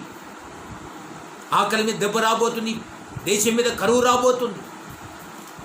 కాబట్టి ఇది ఇన్ని రోజులు ఆ పడవలు ఉంటే తిన్నది కదా, అయినా కూడా పోయింది, మళ్ళీ బయటికి వెళ్ళిపోయి నాశనం అయిపోయింది. చూడండి ప్రభు నన్ను ప్రియులారా, ఒక మాట, చాలామంది తిండి మీదనే ధ్యాస కలిగి ఉంటారు. బెత్లెహేములో కరువు వచ్చిందని నయోమి ఎలిమేలుకి ఏం చేశారు? వెళ్ళిపోయారు. ఆ కరువు ఉన్నది, ఈ బెత్లెహేములో కరువు వచ్చింది, ఇక మనం వెళ్ళిపోదాం, మోయాబు దేశంలో బాగుంది, అక్కడ తిందాం, బతుకుదామని చెప్పి వెళ్ళిపోయారు. పోయి అక్కడ తిన్నరా? సచ్చిండ్రు. అక్కడ భర్తను పోగొట్టుకుంది, 2 కొడుకులను పోగొట్టుకున్నారు. నేను అంటున్నాను, ఒక మాట ఇక్కడ అర్థం చేసుకోండి. నయమి ఎలిమేలుకు తన 2 కొడుకులు తీసుకొని వెళ్ళిపోయింది మోయాబు దేశానికి. అక్కడ అందరు భర్త పిల్లలు చచ్చిపోయారు. ఇక్కడ కరువు ఉందని, బెత్లెహేములో కరువు ఉందని, అంటే దేవుని రొట్టెల ఇంట్లో కరువు ఉందని. అవు కొద్ది కాలం కరువు వచ్చిండొచ్చు, నీకు కష్టం ఉండొచ్చు, నీకు బాధ ఉండొచ్చు, శోధన ఉండొచ్చు, వేదన ఉండొచ్చు నీకు. కానీ అక్కడ ఉన్నవారు, బెత్లెహేములో ఉన్నవారు ఎవరైనా చచ్చారా? ఎవరు చావు? బెత్లెహేములో ఉన్న వాళ్ళు ఎవరు చావలే. మరి కరువు ఉన్నది, ఆయన చావలేవారు. కరువు ఉందని పోయిన ఆమె భర్తను కొడుకులను పోగొట్టుకుంది. ఈ రోజున ప్రియ దేవుని బిడ్డల, కరువైన, నష్టమైన, బాధ అయిన యేసులోనే నిలబడింది, యేసులోనే కృతజ్ఞత కలిగి ఉంది. నాకు తిండి పెట్టగలడు ఆయన ఖచ్చితంగా. యేసైని ఆ ఉపవాసాలు ఉండి 40 దినాలు ఉపవాసం ఉండి ఆయన మిక్కిలి ఆకలి కొంటే సాతాను గుర్తెరికి వచ్చి, ఓ నువ్వు దేవుడివి కదా, దేవుని కుమారుడు కదా, ఈ రాళ్ళను రొట్టెలు చేసుకొని తినమన్నప్పుడు యేసు ఏమన్నాడు? మనుషులు రొట్టె వలన మాత్రమే బ్రతకడు, జీవించాడు, దేవుని నోటి నుంచి వచ్చి ప్రతి మాట వలన బ్రతుకున్నాడు. ఈ రోజున మనిషి తిండి మీద ధ్యాస. ఈ లాక్డౌన్ పెట్టడం కనుక బాగా విచిత్రమైన వంటకాలు వండుకుంటూ తింటున్నాం మనం. బిర్యానీ అని అదని తింటే మంచి తినండి, తప్పేం లేదు అన్నది. కానీ వీటి మీద ధ్యాస కాదని పెట్టేది. తిండి గురించి లేదు. తిండి మీద కరువు రాబోతుంది, ఆ కాలం వస్తుంది. కాబట్టి నువ్వు ఇప్పటి నుంచే సిద్ధపడు, కడుపు మార్చుకో, ఆ విధమైన స్టెబిలిటీలోకి రావాలి. నీ బాడీని నియంత్రించగలగాలి. ఆ స్థితి మనకు రావాలని దేవుని వాక్యం ఉంది. కాబట్టి ప్రభునందు ప్రియులారా, ఈ తిండి కోసం పెట్టినట్టున్నది మనకు ఈ లాక్డౌన్ అనుకొని. కొందరైతే నిద్రమత్తులు, అంటే నిద్రపోవడమే, టైం దొరుకుతుంది నిద్రపోవడం. బయట తిరిగి యవనస్తులు అయితే చాలామంది కష్టమవుతుంది ఈ దినాల్లో. బయటికి వెళ్ళడానికి లేదు కాబట్టి ఇక ఇంట్లో తింటర్ పంట అలా పని అదే. చాలామంది యవనస్తులు అదే, అవునా కదా? చాలా కుటుంబాలు ఇదే ప్రాబ్లం. తల్లిదండ్రులు ప్రార్థన చేస్తారు, పిల్లలేమో బాగా పంటారు, తింటారు. వాళ్ళకేమో వండి పెట్టక తప్పులేదు మనకు తిప్పలు. ఇక తిండి పడడానికి మనకి లాక్డౌన్ పెట్టింది గవర్నమెంట్. దేవుడు ఎందుకు పెట్టిందంటే లాక్డౌన్ ఇప్పుడైనా దేవునికి దగ్గరగా, ఇప్పటికైనా దేవునికి దగ్గర కావడానికి నీకు అవకాశం ఇచ్చాడు. ఇది తిని పండడానికి కాదు. రోజు తింటున్నాం, రోజు పంటున్నాం, ఎంతకాలం ఇంకా? ఇప్పుడైనా దేవునికి దగ్గర ప్రార్థన చేయి, బైబిల్ చదువు. నీ ఇంట్లో అవకాశం దొరికింది కదా, అవకాశం దొరికి బైబిల్ చదువు. నేను మొన్న ఒక పద్ధతి పెట్టాను మా ఇంట్లో, ప్లాన్ చేశాను. నేను మీకు కూడా చెప్తున్నాను, ఒకరు మీరు ప్రయత్నం చేస్తే చేయండి. మేము ప్రయత్నం చేసామట్లా మా ఇంట్లో. ఏంటంటే దావీదు 10 సమయాలు ఇచ్చాడు దేవుడికి, ఒక రోజులో 10 సమయాలు ఇచ్చాడని చెప్పాను. ఆ 10 సమయాలు 7 స్తుతులు అంటే కృతజ్ఞత చెల్లించి ఆరాధించాడు. 3 ప్రార్థనలు, 3 ప్రార్థనలు, 7 ఆరాధన. ఇది 10 సమయాలు. అయితే నేనన్నా ఈ 10 సమయాలు కూడా మనం టైం టేబుల్ పెట్టుకుందాం మనం ఇంట్లో నలుగురం అని చెప్పి నిన్న ప్రయత్నం చేశాం ఆ పని. అయితే ఎవరికే టైం ఎట్లున్నానంటే 15 నిమిషాలే, 15 నిమిషాలు ఇద్దాం టైం. 15 నిమిషాలు ఆరాధన, అంతే. ఆరాధన ఇంకా వేరే ఏం చెబుతాడు? ప్రార్థన చేయద్దుగా, స్తుతి ఆరాధన. అట్లా 2 పూటల స్తుతి టైమింగ్ పెట్టుకుందాం. ఒక గంటకు 15 నిమిషాలు, గంటకు 15 నిమిషాలు అట్లా పెట్టుకుంటే 10 సమయాలు అయితే దేవునితో ఎక్కువ గడపడం అవుతుంది. తర్వాత మధ్యలో టైం దొరికితే బైబిల్ చదువుతూనే ఉండాలి మళ్ళీ. ఇలా నేను టైం పెట్టాను. అట్లా అందరం కలిసి దేవుని స్తుతించి ఆరాధించగలిగాం. ప్రియ దేవుని బిడ్డలారా, ఆ 10 సమయాలు ఒకరి నుంచి ఒకరు బోంగని మేము ఇంకోరు పోతూనే ఉన్నాం. అట్లా 10 సమయాలు మేము నలుగురం పాటించాం.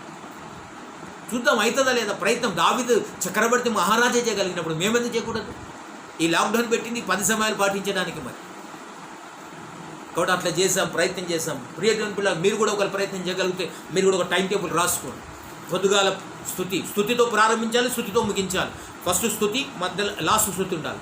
మధ్యలో ఎక్కడ స్థుతి పెట్టాలి, ఎక్కడ 7 స్థుతులు 3 ప్రార్థనలు రావాలి, అది పెట్టు. అట్లా చేయి. దేవుని స్తోత్రం. ఆ విధంగా మా జీవితంలో దేవుడు కార్యం చేశాడు. కాబట్టి ప్రభు నందు ప్రియులారా, ఈ రోజున బెత్లెహేములో ఉన్నవారు ఎవరు చావలేదు. బెత్లెహేములో కరువు ఉందని వెళ్ళిపోయిన నయమి కుటుంబంలో చావలేదు. అది నీ జీవితంలో జరగొద్దని దేవుడు వాక్యం చదివిస్తాడు. కాబట్టి ప్రభు నందు ప్రియులారా, ఈ రోజున ఆ కాకి మర్చిపోయినట్లుగా మనం కూడా మర్చిపోతున్నాం. అంతెందుకు లాస్ట్ కొత్త నిబంధనలో 10 మంది కుష్ఠరోగులు, లూకా సువార్త 17వ అధ్యాయం 17వ వచనంలో రాయబడ్డది. ఆ 10 మంది కుష్ఠరోగులు వచ్చారు. అయ్యా మేము కుష్ఠరోగులమని యేసు దగ్గరికి వస్తే ఆయన అన్నాడు, పోయి మిమ్మల్ని మీరు యాజకులు కనపరచుకోండి అని చెప్పాడు. ఒకటే మాట, పోండి మీరు యాజకులు చూపట్టుకోండి, ఈ కుష్ఠరోగం వచ్చిందని చెప్పుకోండి. వాళ్ళు వెళ్తుండగానే అద్భుతం జరిగింది. వాళ్ళు కుష్ఠరోగులమంతా పోయింది. వాళ్ళు ఆ రోగమంతా మటుమాయమైపోయింది. బాగానే వాళ్ళు సంతోషించి గంతులు వేసాడు. దాంట్లో ఒక్కడు మాత్రం తిరిగి వచ్చి ఏసే పాదాలు పడి, ఏసయ్యా నువ్వు నాకు మేలు చేసినందుకు వందనాలు, నన్ను స్వస్థపరిచినందుకు వందనాలని కృతజ్ఞత చెల్లించాను. నేను అంటున్నాను, ఏసయ్య ఆ ఒక్కడిని వచ్చి వందనాలు చెప్తే ఏసే ఏం చెప్పినంటే, మిగతా 90 ఎక్కడా, వారు కూడా శుద్ధులైది కదా అని అడుగుతాను. అంటే ఏసే వచ్చినోడి గురించి ఆలోచిస్తున్నాడు, పోయినోడి గురించి ఆలోచిస్తున్నాడు. ప్రియ దేవుని బిడ్డలారా, ఈరోజు నీ కోసమే, నా కోసమే, మన కోసం ఆలోచిస్తున్నాడు. ఇంకా ఎంతకాలం దేవుని దూరం అయిపోతావు, ఎంతకాలం దేవునికి దూరంగా ఉండిపోతావు. ప్రియ దేవుని బిడ్డ, కృతజ్ఞత చెప్పలేని వాడిగా, కృతజ్ఞత అర్పించలేని వాడికి ఎంతకాలం ఉంటుంది. నీ గురించే ఆ 90 నువ్వు ఉండొచ్చు, నేను ఉండొచ్చు, మనం ఉండొచ్చు. ఆ 90 నువ్వు ఉన్నావేమో ఆలోచించు. వెంటనే వచ్చి కృతజ్ఞత అర్పించాలి. ఇది నీ టైం. ఈ సమయం ఏం చేయాలంటే కృతజ్ఞత చెల్లించాలి, స్తుతి చెల్లించాలి, ఆరాధన చెల్లించాలి. వాడు ప్రభునందు ప్రియులారా, ఆ కుష్ఠరోగులో ఒక్కడు మాత్రమే కృతజ్ఞత అయిపోయింది. ఆ ఒక్కడిలో ఉంటావా, ఆ 90 ఉంటావా ఆలోచించుకోగలుగుతావు. ఒక్కడిలో ఉంటే ధన్యత, ఆశీర్వాదం వస్తుంది. 90 ఉంటే నష్టం జరుగుతుంది. కాబట్టి 90 ఉండకు. ప్రియ దేవుని బిడ్డలారా, దేవుడు ఈ రోజున నీకు అవకాశం ఇచ్చిండు, రమ్మని నేను ఆహ్వానిస్తున్నాను. ఆయన ప్రేమ, ఆయన సత్యాన్ని గ్రహించడానికి దేవుడు నీకు అవకాశం ఇస్తుంది. కాబట్టి ఈ రోజున దేవుడు ఆ 10 మంది కుష్ఠరోగుల్లో 90 రాలేకపోయారు. నీవు ఆ 90 ఉండవేమో ఆలోచించుకో, సరి చేసుకొని బతుకును మార్చుకో. ఇప్పటికైనా నీ చేంజ్గా నీ జీవితం దేవుడు ఇచ్చిన అవకాశాన్ని సద్వినియోగపరచుకో. ఈ కృతజ్ఞత కాలం ఇది. దేవుని కృతజ్ఞత పరులు కావాలి. ప్రార్థన పరులు అవసరమే, ఆరాధకులు అవసరమే, వాక్యం చెప్పేవారు అవసరమే. దానికి ముందుగా కృతజ్ఞత కలిగిన వాడు అవసరం. అంటే ప్రతి విషయంలో కృతజ్ఞత. నన్ను ఈ పిలుపు, నాకు ఇచ్చిన ఈ పిలుపుని బట్టి ఉంది నాలయ్య, ఈ సేవను బట్టి ఉంది నాలయ్య, ఈ భారాన్ని బట్టి ఉంది నాలయ్య, ఈ ఫ్యామిలీని బట్టి నీకు స్తోత్రమయ్యా, ఉద్యోగాన్ని బట్టి ఉంది నాలయ్య, ఈ ఆర్థిక స్థితిగతిని బట్టి ఉంది నాలయ్య. ప్రతి దాన్ని బట్టి కృతజ్ఞత చెల్లించాలి. బట్ ఈ రోజున ఆ కుష్ఠరోగుల్లో దేవుడు కృతజ్ఞత చెల్లించలేకపోయారు. అంచు ఓ మానవ, దేవుడు నీ నుంచి దేవుడు కోరేది కృతజ్ఞత. ఇప్పటికైనా అర్థమవుతుందో ప్రియ సంఘం అని కనపడ్డారు. ఎంతమంది కృతజ్ఞత లేకుండా నశించిపోతున్నారు. దేవుడు కోరుకుంటున్నాడండి అది. కొలస్సీలకు రాసిన పత్రిక 3వ అధ్యాయం 15 వచనం. కొలస్సీలకు రాసిన పత్రిక 3వ అధ్యాయం 15 వచనం. ఎవరైనా చదవండి దయచేసి, ముగించబోతున్నాను ఇక. 3వ అధ్యాయం 15 వచనం. కొలస్సీ 3:15. ఎవరైనా కూడా చదవండి. క్రీస్తు అనుగ్రహించు సమాధానము మీ హృదయములలో ఏలుచుండనీయుడి. సమాధానము మీ హృదయములో ఏలుచుండా నీయుడి. ఇందుకొరకే మీ ఒక శరీరంగా పిలువబడుతుంది మరియు కృతజ్ఞతులై ఉన్నది. ఏంటంట, మీరు ఒక శరీరంగా పిలువబడుతున్నాం. మనం యేసే మనం విమోచించాడు కనుక మనం కృతజ్ఞతులై ఉండాలి అని దేవుడు చెప్తున్నాడు. అదే అధ్యాయంలో 17 వచనం. అదే అధ్యాయంలో 17 వచనం. మరియు ఆట చేత గాని ఏ చేత గాని మీరేమి చేసినను ప్రభువైన యేసు ద్వారా తండ్రి అయిన దేవుడికి కృతజ్ఞతాస్తుతులు చెల్లించుతూ సమస్తమును ఆయన పేరున చేయించు. ఆమేన్, హల్లెలూయా. ప్రభునందు ప్రియ దేవుని బిడ్డలారా, ఈ రోజున దేవుడు మాట్లాడుతున్న మాట ఏంటంటే, నువ్వు కృతజ్ఞుడవై ఉండాలి, కృతజ్ఞతా స్తుతులు చెల్లించేవాడవై ఉండాలి. రెండు ఉండాలి. కృతజ్ఞతని ఎవరైనా చేసినప్పుడు thank you Jesus, thank you brother, thank you sister, చాలా మేలు చేశారండి అంటే కృతజ్ఞత. ఎప్పుడు దాదు బ్రదర్ ఎంతో మందికి హెల్ప్ చేశాడు, సేవకులకు మా మండల్లో. పాస్టర్ని మర్చిపోదు, అందరూ విధులకు ఇస్తున్నారు కానీ పాస్టర్లను మర్చిపోతారు. పాస్టర్లు ఎటు తిరుగుతలేరు కదా, ఆర్థిక సమస్య, అందరికి వేవే ఇచ్చేయండి. అందరు కృతజ్ఞత చెప్పారు, కొందరు ఫోన్ చేసి చెప్పారు, కొందరు మెసేజ్ పెట్టారు, కొందరు ఆయన ఫోన్ లేకపోతే నాకు చెప్పారు, బ్రదర్ చెప్పండి బ్రదర్, కృతజ్ఞత చెప్పండి బ్రదర్, థ్యాంక్స్ అని చెప్పండి అని. అది నువ్వు చేస్తే కృతజ్ఞత కలిగి ఉంటాం మనం. అది కృతజ్ఞత. చేసిన మేలకు కృతజ్ఞత చెప్పాలి. ఎవరైనా ఏ చిన్న సాయం చేసినా అది కృతజ్ఞత చెప్పాలి. మనం కృతజ్ఞత స్తుతులు దేవునికి చెల్లించాలి. ఆమేన్, హల్లెలూయా. ప్రభునందు ప్రియులారా, ఈ రోజున దేవుడు అందుకే మొదటి దశలోనికి రాసిన పత్రిక 5వ అధ్యాయం 16, 17, 13 కలిసి ఉంటాయి. మొదటి దశలోనికి రాసిన పత్రిక 5వ అధ్యాయం 16 వచ్చింది. ఈ విషయమునందును కృతజ్ఞతాస్తుతులు చెల్లించుడి. ఇలాగ చేయుట యేసుక్రీస్తునందు మీ విషయంలో దేవుని చిత్తము. చాలు దేవుని ఈ విషయంలో దేవుని చిత్తం అంటే ఏ విషయం? కృతజ్ఞతాస్తుతులు. ఎల్లప్పుడూ కృతజ్ఞతాస్తుతులు చెల్లించాలి. ఇది దేవుని యేసుక్రీస్తు నందు విషయం, ఈ విషయమై దేవుని చిత్తం అని అంటుంది వారు.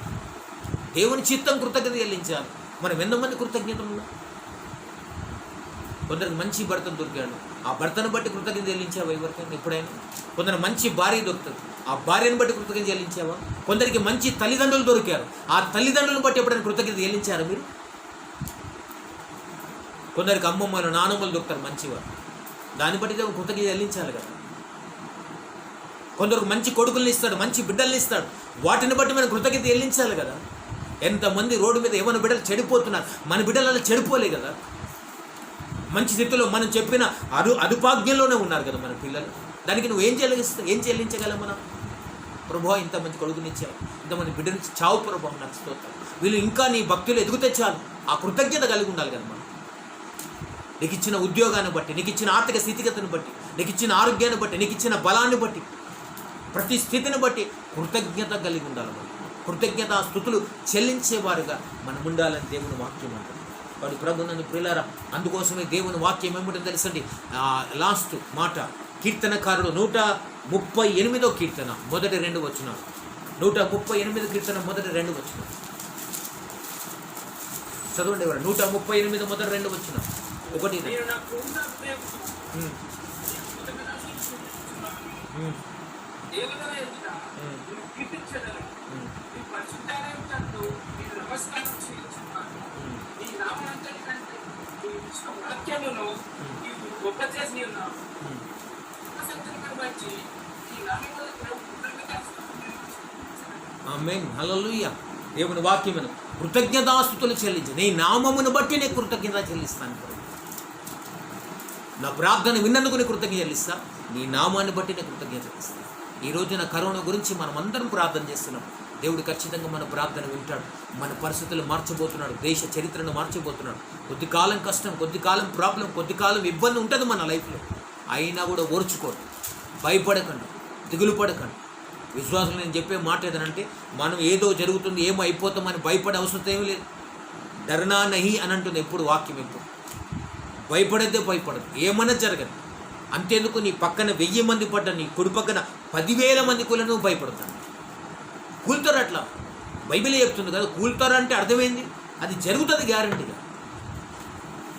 నువ్వు ప్రార్థన చేసినంతప్పుడు ఎంతమంది ప్రార్థన చేస్తే ఎందుకు దేవుడు తీస్తున్నాడంటే, దేవుని వాక్యం నెరవేర్చబడాలి. అలా ఏసైనా ఆ రోజున అన్నాను, నువ్వు దేవుడివైతే నువ్వు సిలువ దిగి నువ్వు రక్షించుకో, మమ్మల్ని రక్షించరాదు అని అన్నాడు. సైనికులు పట్టణానికి వస్తే పేతురు చెవు నరికితే, ఇప్పుడు నా తండ్రి నేను ఆజ్ఞాపిస్తాను, నా తండ్రికి నేను మొరబెట్టుకుంటే ఇప్పుడే ఎన్నో మంది 72,000 దేవదూతలు దిగి వస్తారు ఇక్కడికి. ఏసై అన్నాడు ఆ రోజు. మరి ఎందుకు చేయాలి ఆ పని? చేయలేదు, ఎందుకంటే వాక్యం నెరవేర్చబడాలి. కాబట్టి వాక్యం నెరవేర్చేది ఉన్నది. మనం ఎంత ప్రార్థన చేసినా ప్రబలుతున్న సమస్య అంటే దేవుని వాక్యం సంపూర్ణంగా నెరవేర్చబడాలి, అది జరిగి తీరాలి ఖచ్చితంగా. కాబట్టి దానికి మనం ఏం చేయాలి? ఇప్పుడు మనం ప్రార్థన చేస్తే మన దేశాన్ని, మన ప్రాంతాన్ని, మన గ్రామాలను, మన పట్టణాలను, మన ప్రపంచాన్ని రక్షించుకోగలం. అట్లని ప్రార్థన చేయొద్దని కాదు, ప్రార్థన చేయాలి. ప్రార్థన చేస్తేనే లాభం. చివరి మాట, ఒక మాట నాకు నేను చదువుతున్నప్పుడు, బైబిల్ చదువుతున్నప్పుడు నాకు ఒక మంచి పాయింట్, నాకు మంచి నన్ను ప్రభావితం చేసింది ఆ పాయింట్.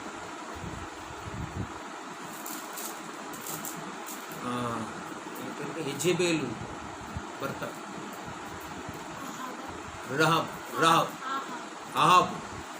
అహాబు అతను ఏం చేశారనంటే, ఏలియా వచ్చి ఆజ్ఞాపిస్తాడు, నువ్వు ఇలా చేసావు, నువ్వు తప్పు చేసావు, కాబట్టి నీకు నాశనం రాబోతుంది, నీ ఇంట్లో అందరు నాశనం అయిపోతారు, నువ్వు చేసావు, నీ భార్య మాట విని ఇష్టానుసారంగా ప్రవర్తించావు అని చెప్పి మాట్లాడుతుంటే, ఆబు వెంటనే పోయి, రాజు కదా, వెంటనే పోయి గదిలోండి ప్రార్థన చేయడం మొదలు పెడతాడు. ప్రార్థన చేస్తాడు, దేవా కనికరించయ్యా, నేను చేసింది పొరపాటు, నన్ను క్షమించయ్యా అడిగిన వెంటనే దేవుడు ఏలియాతో మాట్లాడుతాడు. ఆ సంఘటన చూసావా, అహాబు చావు వస్తుంది, మరణం వస్తుంది అని వెంటనే పోయి ప్రార్థన చేస్తున్నాడు అని చెప్పి అని ఎంత ప్రార్థన ఎంత అది చేస్తున్నాడు చూసావా.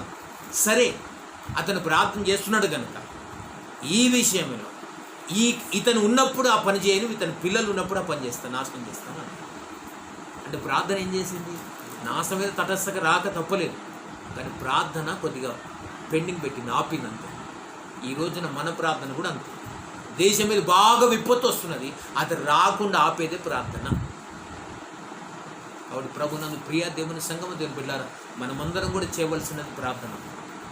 కాబట్టి ఈ రోజున నువ్వు ప్రార్థన చేస్తే దేవుడు కార్యం చేస్తాడు.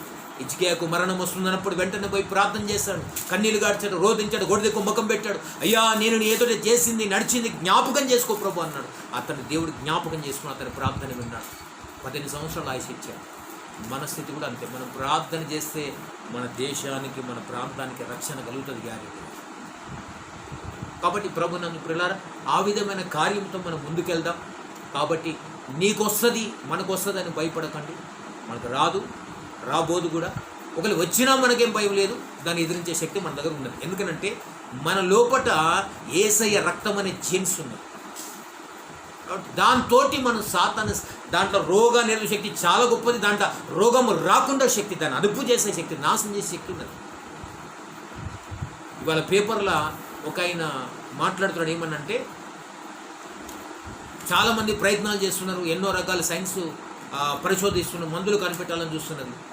అయితే ఆయన ఏం చెప్పినానంటే, దయచేసి నా మాట వినండి అని పేపర్లు ఇస్తున్నాడు ఆయన. పెద్ద అదే రాశాడు ఆయన. ఏమనంటే, మనం ఏదంతా ఆ మెడిసిన్ కనిపెట్టే చూద్దాం, ప్రయత్నం చేద్దాం, కానీ దీంట్లో మన లోపలి బాడీలో రోగ నిరోధక శక్తి పెరగాలంటే రెండింటి దాంట్లోనే ఉన్నది. ఒకటి హోమియోపతి, ఒకటి ఆయుర్వేదం. రోగ నిరోధక శక్తి పెంచుకునే స్టెబిలిటీ దా మెడిసిన్లో ఉన్నది, వాటిలలో ఉన్నది. ఎందుకు దాన్ని ఉపయోగించలేకపోతున్నాం మనం? హోమియోపతిని, ఆయుర్వేదాన్ని ఎందుకు మనం ప్రభావితం చేయలేకపోతున్నాం? అల్లోపతి పోతున్నాం, ఇంగ్లీష్ మెడిసిన్ అని పోతున్నాం. ఇంగ్లీష్ మెడిసిన్ కనిపెట్టడానికి ఇంక 1.5 year అవుతుంది, 1 year అవుతుండొచ్చు, ఒకవేళ తెలియదే కావచ్చు. అంత లోపల మనిషి లోపల రోగ నిరోధక చచ్చిపోతుంది కదా. మనం తినే కెమికల్ వల్ల రోగ నిరోధక శక్తి తగ్గిపోతుంది కదా. అందుంచే రోగ నిరోధక శక్తి పెంచుకోవాలంటే మనం హోమియోపతిని, ఆయుర్వేదాన్ని వాడాలని చెప్పాడు. మన గవర్నమెంట్ దానికేమో ఎందుకు మరి ఆ హాస్పిటల్స్ ఉన్నాయి, మందులు కనిపి అన్నీ ఉన్నాయి, కానీ మరి ఎందుకో దాని వైపు మలుపులేదు మన గవర్నమెంట్. కాబట్టి ప్రభునందు ప్రియులారా, నిజంగా దేవుడు చెప్తున్న మాటని ఈ రోజున దేవుడు నాతో మాట్లాడుతున్న మాట, మనం కృతజ్ఞత కలిగి ఉంటే దేవుడు మన చరిత్రను మార్చగలడు, మన పరిస్థితులు మార్చగలడు, మనల్ని ఆశీర్వదించగలడు అని దేవుని వాక్యం. కాబట్టి మనం అందరం కూడా కృతజ్ఞత కలిగి ఉందాం. ఈ కృతజ్ఞత పరుడు దేవుడు దీవిస్తాడు, ఆశీర్వదిస్తాడు. ఆ సేనాధిపతి ఎలా అయితే కృతజ్ఞత పరుడై తన రాజుకు నష్టం చేయకుండా, తన ధనాగారానికి నష్టం చేయకుండా ఎలా కాపుదలు పెట్టాడు, అదేవిధంగా నీ స్థితిని, నీ గతిని, నువ్వు ఏ స్థితిలోకి వెళ్ళి వచ్చావో ఆ స్థితిని జ్ఞాపకం పెట్టుకో, దాని కృతజ్ఞత కలిగి ఉండు. ఈ లెవెల్ వచ్చినందుకు గర్వపడవు, అహంకారపడకు. నీ నుంచి గొప్ప కార్యాలు జరగవచ్చు, నీ నుంచి సహాయ శాఖలు అందరికి అందొచ్చు, కొన్ని లక్షలు ఖర్చు వచ్చి నీతో వచ్చి అద్భుతాలు బయటికి రావచ్చు. అంత మాత్రమున నేను చేస్తున్నానని అనకు, అది దేవుని కృప నీ పక్షంగా చేస్తున్నాను. దాని కృతజ్ఞత కలిగి ఉండు. దేవుడు నేను దీవిస్తాను. అట్టి కృపతో, అట్టి ఆశీర్వాదంతో దేవుడు మనందరిని నింపి దీవించి బలపరిచి నడిపించును గాక. ఆమేన్, ఆమేన్. ప్రార్థన చేసుకున్న ఒక చిన్న మాట, అంటే యూట్యూబ్ ద్వారా ఛానల్లో ఉన్నాం కాబట్టి యూట్యూబ్లో ఒక చిన్న మాట ప్రార్థన చేసిన తర్వాత మరలా మీ మధ్యలోకి వచ్చి మాట్లాడతాను. ప్రార్థన చేసుకుందాం. చెప్పబడిన మాటను బట్టి ప్రియ దేవుని సంఘం దేవుని బిడ్డలారా, ఇప్పటిదాకా దేవుని మాటలు విన్నాం. సహోదరి సహోదరుడా, ఈ రోజున దేవుడు నీతోటి నాతోటి మాట్లాడుతున్న మాటను జ్ఞాపకం చేసుకున్నాను. అయ్యా నన్ను క్షమించండి అయ్యా, నేను చేసింది పొరపాటునయ్యా, కృతజ్ఞత లేని వాడిగా ఉన్నానయ్యా. ఆనాడు ఇజ్రాయెలు కృతజ్ఞత లేదు, నేను కూడా కృతజ్ఞత లేకున్నాను. ఆ రోజు సౌలు రాజు కూడా కృతజ్ఞత లేని వాడుకున్నాడు. నోహో పడవలో ఉన్న కాకి కూడా కృతజ్ఞత లేకుండా పోయింది ప్రభా. 10 మంది శుద్ధులైన కుష్ఠరోగులు 9 మంది కూడా కృతజ్ఞత లేని వాడిగా ఉన్నారని చూపెట్టావని. కృతజ్ఞత కన్నా ఒక్కడు వచ్చినట్లుగా నేను ఈ రోజున నీ దగ్గరకు వస్తున్నాను. నిజంగా ప్రభా, నేను మర్చిపోయాను, గర్వించాను, లోపట అతిశయపడ్డాను. నేను అనని భావన వచ్చి నేను కాదు, నాలో ఉన్న యేసయ్య చేస్తున్నానని నేను అనుకోలేకపోయాను. నన్ను క్షమించయ్యా. నేను గర్వాంధుడనయ్యా, అతిశయపడనయ్యా, నా నుంచే గొప్ప కార్యాలు జరుగుతాయని అనుకుంటున్నానయ్యా. నన్ను క్షమించు, నీ రక్తంతో కడగండి, నన్ను పవిత్రపరచండి, నన్ను పరిశుద్ధపరచండి. ఒక నిమిషం ప్రార్థన చేసుకుందాం. ఎవరికి వారే ప్రార్థన చేసుకొని ప్రియ దేవుని బిడ్డలారా, ఇది నీకు అనుగ్రహించబడిన సమయం. వ్యర్థంగా పోనీయకు, నోరు తెరువు, దేవునితో సమాధానపడు. దేవా నన్ను క్షమించు, నన్ను పవిత్రపరచు, నన్ను పరిశుద్ధపరచు, కృతజ్ఞత పరుడుగా నేను ఈ లోకంలో ఉండాలయ్యా, నాకు అభాగ్యత కలిగించి ప్రభు అని ప్రార్థన చేస్తాను. ఎవరికి వారే ప్రార్థన చేసుకోండి. మీ దాసుడు, నేను దేవుని దాసుడుగా నేను కూడా ప్రార్థన చేస్తున్నాను. మహాగణుడా, పరిశుద్ధుడా, నీకే వందనాలయ్యా. ఈ రోజున మాకు అనేక విషయాలు నేర్పించారు. కృతజ్ఞత లేకపోతే అయ్యా ఎంత నష్టమో మాకు చెప్పావు ప్రభా. అయ్యా కృతజ్ఞత పరుడు కావాలని కోరుకుంటున్నావయ్యా. ప్రార్థన పరులు కావాలి, ఆరాధకులు కావాలి, వాక్యం చెప్పేవారు కావాలి, సాక్ష్యం ఇచ్చేవారు కావాలి, దాతలు కావాలి, అందరూ కావాలి. కానీ అన్నిటికన్నా ముఖ్యంగా కృతజ్ఞత పరుడు కావాలని చెప్పావయ్యా. ఎన్ని మేలు చేసావయ్యా. నశించిపోయిన ఆత్మను వెతికి రక్షించావయ్యా. మమ్మల్ని పెంట కుప్పల మీద ఉన్న మమ్మల్ని దినుడు కనికరించి ఉన్నత స్థితిలో నిలబెట్టావయ్యా. నీకు స్తోత్రం. ఈ రోజున ఈ పేరు కలిగి ఉన్నాము, ఈ స్థితి కలిగి ఉన్నాము. ఈ మాకున్న అన్నీ కూడా నీవిచ్చిన కృపాదానమే. దాన్ని బట్టి వందనాలు. మా ప్రాణం మాది కాదు, ఈ శరీరం మాది కాదు, ఇదంతా నీ సొత్తు ప్రభు. వెలబెట్టుకున్నావు కాబట్టి నాది అంటూ ఏదీ లేదు కనుక నేను అతిశయపడడానికి ఏ కారణము లేదు. నీ కృప, నీ బాహుల్యమని గ్రహించి నీ కృతజ్ఞత చెల్లించాను ప్రభు. కృపద ఇచ్చాను. వీళ్ళందరూ వింటున్న వారి జీవితంలో కార్యం జరిగించాను. యేసుక్రీస్తు ప్రభు విన్న వారందరి జీవితంలో కార్యం జరగాలి. యూట్యూబ్లో కానీ ట్యూబ్లో కానీ ఉన్న వారందరి లోపల అద్భుతం జరగాలయ్యా. వారి లోపల కృతజ్ఞత భావం పెరిగి నీ కోసం పనికొచ్చే పాత్రగా నిలబెట్టి ఆశీర్వదించు. నీకే ఘనత మహిమ చెల్లిస్తూ నా ప్రార్థన బిడ్డలందరికీ మేలు కలిగించు. విన్న వారందరి జీవితంలో కార్యసిద్ధి కలిగించేయమని, ఆ దైవ భక్తి కృతజ్ఞత భావం కలిగి వాళ్ళు ఎదిగే కృపద ఇచ్చామని. ఆ ఒక్కడు వచ్చి కుష్ఠరోగి బాధపడి ఆయన పాత దగ్గర పడి కృతజ్ఞత చెల్లించినట్లుగా మేము ఈ రోజున ఒక్కడులాగా మేము వచ్చి ఈ కృతజ్ఞత చెప్పగలం. అట్టి బాధ్యత, అట్టి శక్తిని మా అందరికి అనుగురించి, మా శ్రేతలకు, మా ప్రియులకు, వింటున్న వారందరికీ అనుగురించి నీకే స్తుతి చెల్లిస్తూ మాతో మాట్లాడి మమ్మల్ని బలపరిచే కొందనాలు చెల్లిస్తూ యేసు నామమున సమర్పిస్తూ ప్రార్థిస్తూ వేడుకుంటున్నాము తండ్రి. ఆమేన్. ప్రభు కృప మీకు తోడై ఉండును గాక. ఆమేన్. దేవునికి మహిమ చెల్లిస్తున్నాను. ప్రభు ప్రేమ ప్రియ దేవుని బిడ్డలారా, మీరందరూ వింటున్నారు, దానికి వందనాలు. ఇది ఇంకా యూట్యూబ్ ద్వారా వింటున్న వారందరూ సబ్స్క్రైబ్ చేసుకోండి దీన్ని, ఛానల్ను. మీరందరూ కూడా వాక్యం వినండి, బలపడండి. దేవుళ్ళు మనందరం కూడా ఏక శవం, ఏక రక్త బిడలమై కలిగి దేవునిలో బతుకుదాం. మట్టి శక్తి దేవుడు మనందరికీ అనుగ్రహించునుగా. ఆమేన్.